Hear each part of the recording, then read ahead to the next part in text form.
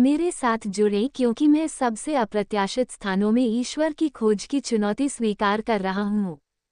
आज की तेज तर्रार दुनिया में दैनिक जीवन की भागदौड़ में फंसना आसान है, लेकिन अंदर ही अंदर हम में से कई लोग अभी भी कुछ और खोज रहे हैं।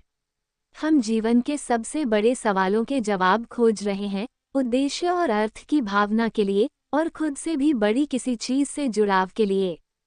जब हमारी आध्यात्मिक यात्राओं की बात आती है, तो हम में से कई लोगों को इसी तरह के संघर्षों का सामना करना पड़ता है। हम अपने विश्वासों पर संदेह करते हैं, हम अपने विश्वास से अलग महसूस करते हैं, और हम अपने आध्यात्मिक स्वयं का पोषण करने के लिए समय निकालने के लिए संघर्ष करते हैं। हमें आश्चर्य होता है कि क्या हम यह सब गलत कर रहे हैं, क्या हम कुछ बुनियादी चूक कर रहे हैं, या क्या हम इस पूरे विश्वास के लिए तैयार नहीं हैं।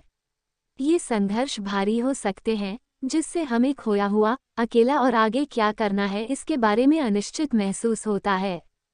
हम भौतिक संपत्ति, सोशल मीडिया सत्यापन या क्षणभंगुर सुखों से शून्य को भरने की कोशिश कर सकते हैं, लेकिन खालीपन बना रहता है।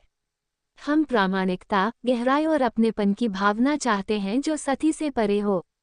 हम जानना चाहते हैं कि हम अपने संघर्षों में अकेले नहीं हैं, कि कोई यह समझे कि हम किस दौर से गुजर रहे हैं।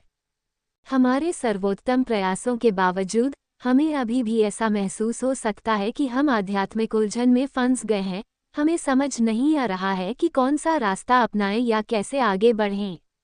हम अलग अलग धर्मों, आध्यात्मिक प्रथाओं या स्व-सहायता दर्शन के बीच झूलते रह सकते हैं, यह उम्मीद करते हुए कि आखिरकार कौन सा दर्शन सफल होगा।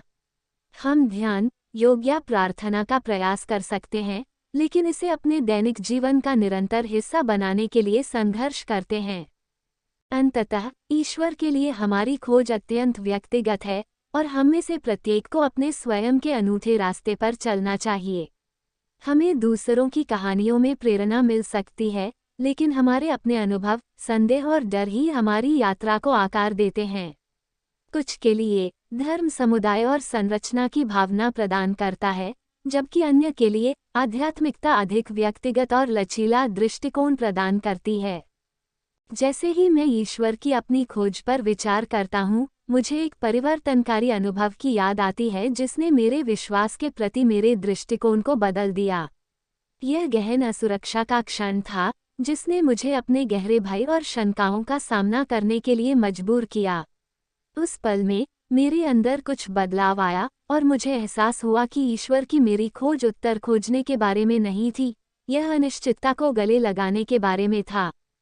यह एहसास मुक्तिदायक और भयावह दोनों था, क्योंकि इसका मतलब था नियंत्रण की मेरी आवश्यकता को छोड़ना और अज्ञात के रहस्य को गले लगाना। इसका मतलब यह भरोसा करना था कि ब्रह्मांड मेरी पीठ थपथपा रहा है, तब भी जब मैं आगे का रास्ता नहीं देख पा रहा था। यह अंतर्दृष्टि आज तक मेरे साथ है, एक अनुस्मारक के रूप में सेवा कर रही है कि ईश्वर की मेरी खोज एक सतत यात्रा है, जिसके लिए धैर्य, विश्वास और खुले दिल की आवश्यकता होती है। जैसे ही हम इस वीडियो को समाप्त कर रहे हैं, मैं आपको एक अंतिम विचार के साथ छोड़ना चाहता हूँ। भगवान के लिए हमारी खोज एक व्यक्तिगत और निरंतर यात्रा है, जिसके लिए साहस, भेद्यता और खुले दिल की आवश्यकता होती है। यह उत्तर खोजने के बारे में नहीं है, यह अनिश्चितता को गले लगाने और यह भरोसा करने के बारे में है कि ब्रह्मांड में हमारा साथ है।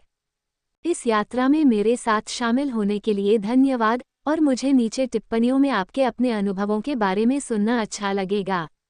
यदि आप इस तरह के और अधिक विषयों की खोज में रुचि रखते हैं, तो जीवन में उद्देश्य और अर्थ खोजने पर मेरा दूसरा वीडियो अवश्य देखें।